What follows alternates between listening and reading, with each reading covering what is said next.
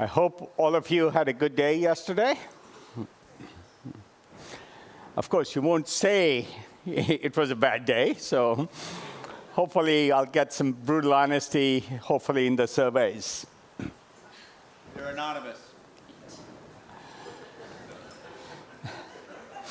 So what I want to do today is look back at the early 2020s from 20 or 25 years in the future. And I want to sort of add my perspective and why I might be optimistic. But let's start with how the 2020s started. Of course, the coronavirus, big event, pretty horrible event, to be honest. Ukraine. And, you know, these were two, and they're on, Ukraine is ongoing, really catastrophically bad events, probably bigger than we might have imagined possible. And it's very sad because a lot of people got hurt by both the war and the coronavirus. But I'm an optimist. Those of you who know me, I'm fundamentally an optimist. So I look on the bright side. And I'm going to argue that if we look back from the 2040s, 20 years from now, or 25 years from now, as sad as these events were, they may be the two most positive events that happened on the planet. And let me argue that that's the case. So what did COVID do? It focused us on China's control of the supply chains. Almost all the steel is made there. All the supply chain got disrupted there, rare earths, all the manufacturing. We were hostage to a lot of Chinese policy globally.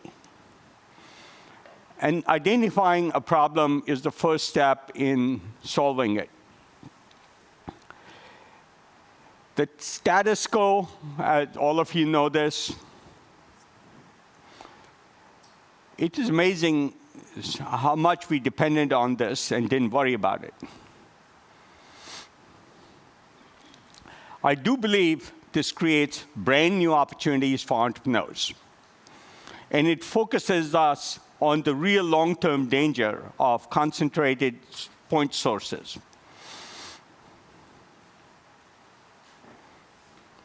We also proved we could do a set of things that weren't possible before, or thought impossible.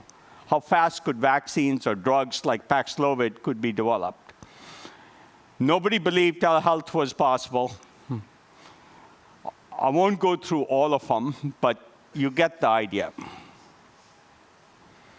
So many areas where we innovated, where we didn't think something was possible or a market didn't exist.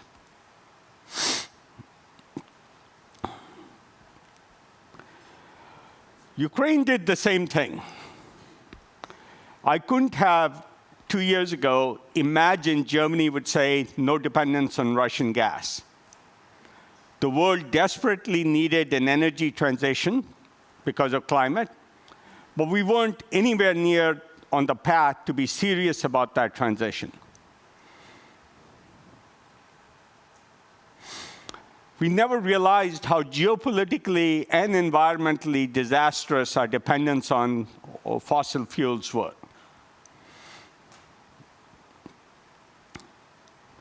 My view, there's a cascade towards energy independence, and more importantly, an energy transition, because I view climate as one of the larger dangers. In a way, we will never go back. It was a bigger wake-up call than anybody could have imagined.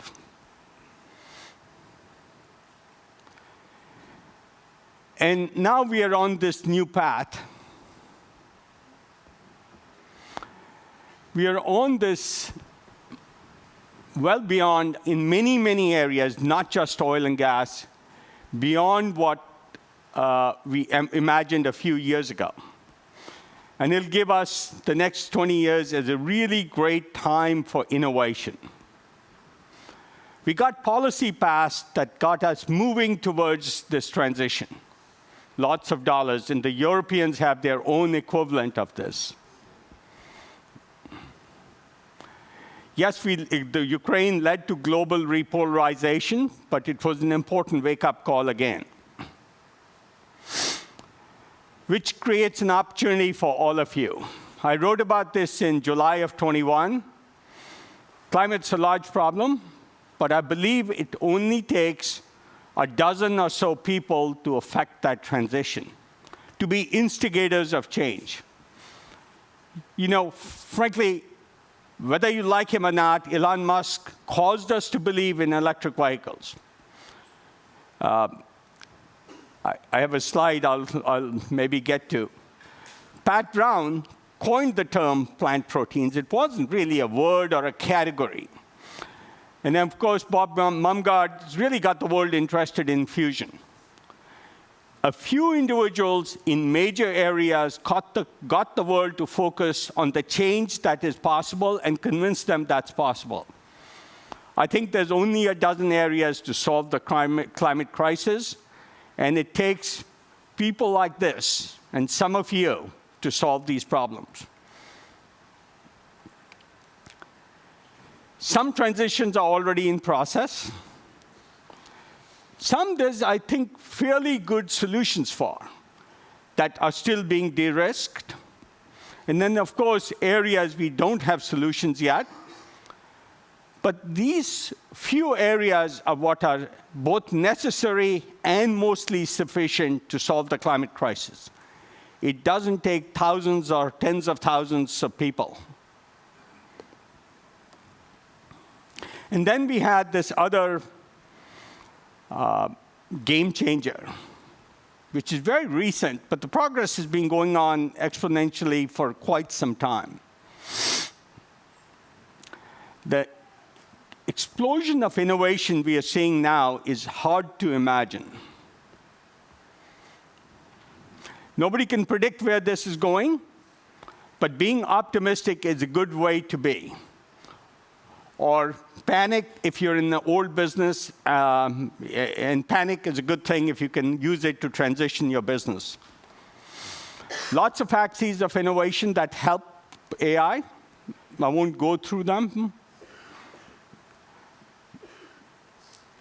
Plenty of older innovations that are going to help in this, that will all leverage the AI trend.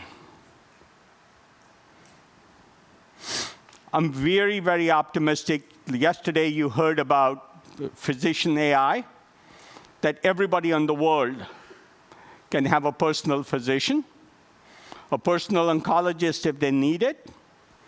Every kid can have a personal tutor if they need it. No matter who you are, you can have a personal financial advisor, even if you're at the bottom of the economic rung. So imagine all these things that are possible. Personal media, personal songs.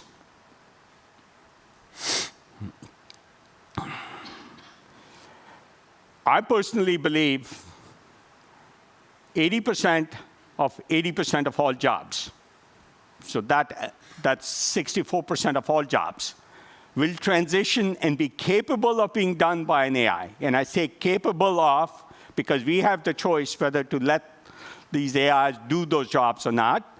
And I believe some countries will. Others will be laggards for lots of other reasons. The other thing I want to say, because this is a room of entrepreneurs, I've never seen large innovation, and I've been in the innovation and only the innovation business for the last 40-some years. I've never seen it come from a large entity, an institution, a policy. And I can go through all the innovations, the large innovations. Small innovations can come from bigger companies. What I'm saying to you is the world's innovation is reliant on all of you. It's you who will make this change or not make it happen. And so there is a burden on this crowd, as we talked about very briefly last night at dinner. There is no example I've seen in 40-some years I've been doing this where the large innovation came from somebody you'd expect it to. GE or Siemens in energy, for example, or Pfizer in biotech. Of course, I believe we will get to a place in the not-too-distant future, I believe before 2050, if we are aggressive about leveraging these technologies and leveraging them carefully, and all of you aggressive about innovating in these areas, the need to work in human society will actually disappear. People will work because they want to work. I wrote about this about 6, 7 years ago, article in Forbes, where I said all the economic metrics will be great. Productivity will go up, GDP growth will go up, abundance will go up. But I taglined it with increasing income inequality. And I'll come back to that in just a minute. There are other physical things we need, and those are harder problems. But I believe technology is being used to find better metals, minerals, sources of ores, better refining techniques. My dream is all the lithium comes from the ocean. That's entirely possible, and we've started to see plans to do that. We've started to see biomining instead of mining, much cleaner. And in this kind of time frame, all that will be realizable if one entrepreneur takes it on them to change this world. And I said this 6 or 7 years ago in this article in Forbes, that UBI will be affordable. And I briefly referred to this last night. The world is on a trajectory for 2% GDP growth. You project it, at least in the US, for the next 50 years. GDP will grow from $65,000 per capita. Or sorry, not GDP, per capita income will grow from $65,000 to $175,000. If this room does its job, we can accelerate GDP growth to 4% with all that productivity gain. If we do, average per capita income in this country would be $475,000. Such a substantial increase in per capita income that UBI, or universal basic income, will become affordable. And I referred to this in this article 7 years ago. But there are some caveats. There's scaremongering around AI. We've all seen that. Personally, when people ask me about sentient AI or AI killing us, I find it such a silly debate. I'm way more worried with strong AI in China's hands in bad actors. And I believe we are in a techno-economic war with China. I've spoken a lot about it this year. And whoever wins that war, and I call it a war, because it's a war for economic dominance, for this abundance I've talked about. And if we win it, we will win global political influence. And I believe what is at stake is what values rule the world. I do honestly believe that China believes they have a superior political system dominated by the Chinese Communist Party. They believe that, and I can't argue it's not.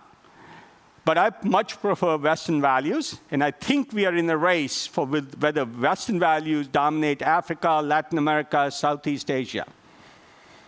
And so this scaremongering around AI worries me. There will be job displacement, and that can slow down all this technology deployment. You know, truckers out of jobs, physicians out of jobs, all of that will happen. But there's a much bigger prize at the other end. Of course, politics can derail all this, and we have to be very, very cautious. We can miss this opportunity, and the worst would be if we miss it, and our adversaries in this techno-economic war, which is mostly China, wins it or deploys it. And I've referred to this inequality question. I think there's solutions, especially if GDP growth and per capita growth happens as I've projected. And I don't think 2% to 4% is that big a change, especially with the technology at our disposal, with the kind of innovation engine we have in the Western world. And I refer to the Western world, not just the US. There was an article my son sent me that I'd done an interview with Laura Holson in the New York Times about 20 years ago. And I talked about what it means to be human in the age of AI. This was around 2000. We will still have tribalism, racism, American versus German. We will have income inequality. And I do believe one of the larger problems will be the source of human motivation. I actually believe it's wrong that that motivation comes from working an assembly line job. That's the wrong kind of job to get your motivation from. It doesn't lead to happiness. So I do believe these are real issues we will have to address, all addressable. So I do think we have a very good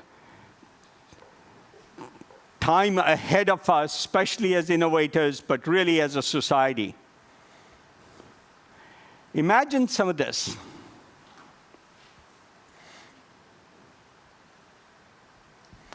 Almost anything that we think humans can do, AI will be able to do it for us, and we will do it if we want to do it, because we are passionate about doing it, not because we need to do it. The other question I get challenged with is change doesn't happen very fast. I disagree. This is New York City, Fifth Avenue in the year 1900.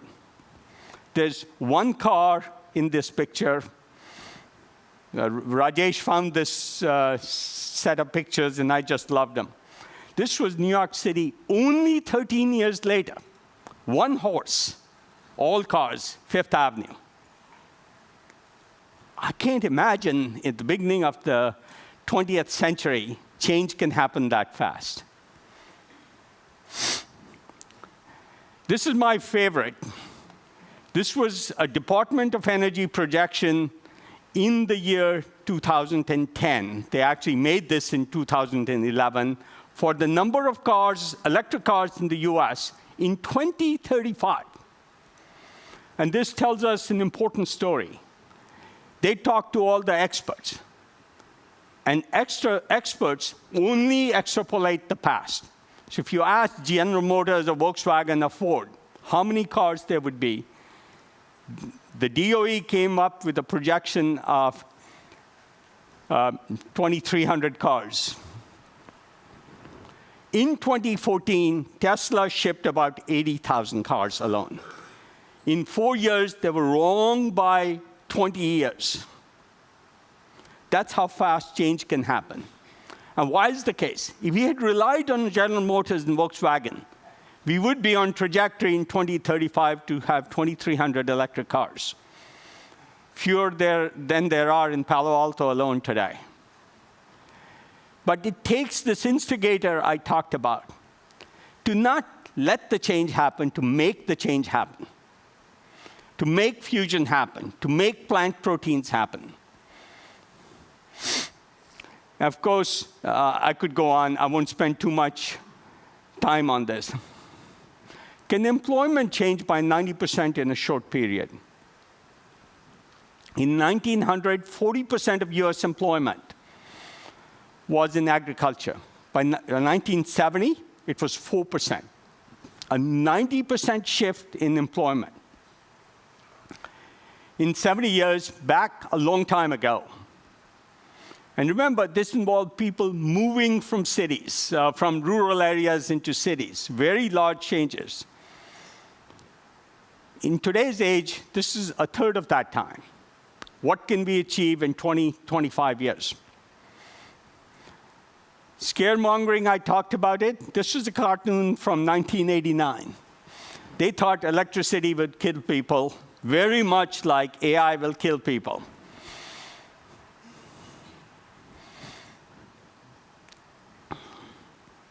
This is one of my favorites. This is a phrase I first adapted in early 1980s.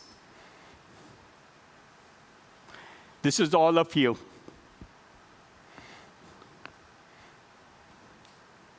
This is why experts say it's not possible. Lord Kelvin, who was the president of the Royal Society, maybe the most informed person in science in the early 1900s, said in about 1906, heavier-than-air flying machines were impossible, just before the Wright brothers flew their plane.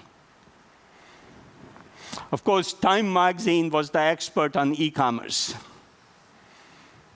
Don't rely on experts. Don't rely on what the world tells you is possible. Create the world you want. I say there's two types of people: people who extrapolate the past, lots of those, and people who invent the world they want. And that's all of you. Thank you very much.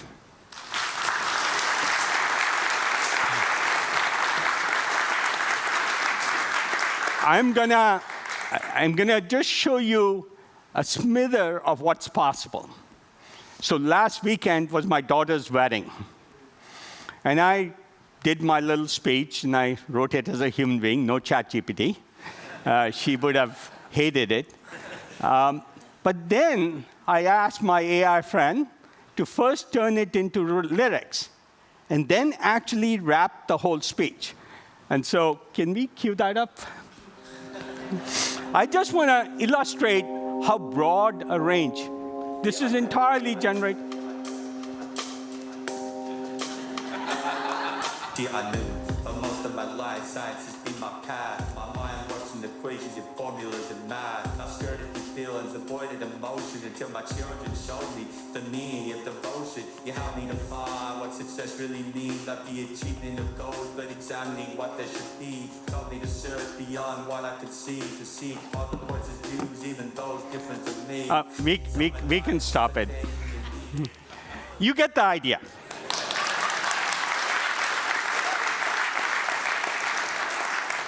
That was a clone my voice trained only on 20 minutes of my speaking, since I don't sing. Imagine what could be done with much better systems. I think all of this, and this is courtesy of Splash AI. Stefan is here. Is Stefan here in the room? No, I guess he's sleeping. Let me open it up to questions, to challenge, hopefully. But I just want to give you a flavor of what's possible. You heard about physician AI. And later today, you'll hear about other kinds of innovations, non-AI-based innovations, how we can do a number of things. But let me not spoil that session. Any questions? Yes, Nabia. Let's go there first. That was an awesome presentation. Yesterday, Neil's overview of Cure AI, we talked about how you have to sort of disclaim medical recommendations AI make. Why are we willing to accept errors and misdiagnoses and poor treatment from actual humans in the medical space, but it is unacceptable to have a poor recommendation from AI? You know, this is an interesting question. Neil and I have debated extensively. And I have said to him, the most important system, because diagnosis is often ambiguous, he has to develop is a triage system. When you're in doubt, when there's a possibility of error, pass it on to triage it to a human being to make that mistake.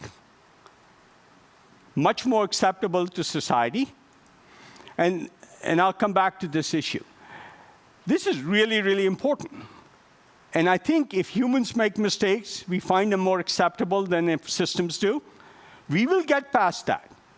Elon Musk has now convinced the world his self-driving causes fewer accidents and less death. But he has hundreds of millions of miles driven now in Tesla cars with their clunky, deeply criticized self-driving. But it's still not okay. In fact, Kai-Fu Lee, who's one of the prominent AI researchers in China, said to me a couple of years ago, your disadvantage is if a self-driving car kills a human being, you're going to delay self-driving cars by a few years. In China, the government will say that's the cost of winning a race. So we do have a disadvantage. So systems will make that mistake, and we have to learn how to triage them. That's why the term co-pilot is such a beautiful term. Most people don't recognize just drug interactions. The same person given 2 drugs that don't work well together causes more deaths than breast cancer in this country every year. Misdiagnosis cause more deaths than breast cancer. But we accept it from humans. We just have to live with social phenomena and ease our way into it. Thank you. Thank you, Vinod. That was super inspiring. I wanted to ask you more about the geopolitical crisis that's going on internationally. Having lived in many countries growing up, I think about it a lot. And when I'm reading news of China taking over airports in different parts of Africa, what's happening in Taiwan, as an instigator and very focused and passionate about the work I'm doing, I draw a lot of motivation to do my work better, but nobody's taking care of those things, and it's very concerning. There are different degrees of actionability of these large problems. I would say that's why COVID was so great. The world is now sensitized to China's designs and their view. And of course, they've invested heavily in Africa, other parts of the world, and locked up resources like mines and other things. If we invent much better ways of doing those things, that's up to all of us to do. So it's not everything's actionable. The world isn't all rosy. It was in 1986, I did a presentation called The Entrepreneurial Roller Coaster. The piece that people miss is the tagline where the highs are high and the lows are low. And all of you know the lows of entrepreneurship. That's life. But more is possible than not, is sort of my optimistic view. Yes? I was hoping that 2040s, looking back, you would talk about what happened to the world after China invaded Taiwan. Do you have a point of view on what happens? Look, Taiwan is an important tactical question. It is complex, and I don't fully understand all the dynamics around Taiwan. I do know China is extremely focused on the chip industry in Taiwan. That's the whole reason in this country we got the CHIPS Act. This is the wake-up call that I think was good. How we handle it depends on who gets elected, who's president, Western policy, what happens in Europe, what are the major current issues. It's very hard to predict those dynamics, but I'm sort of optimistic. Well, last question.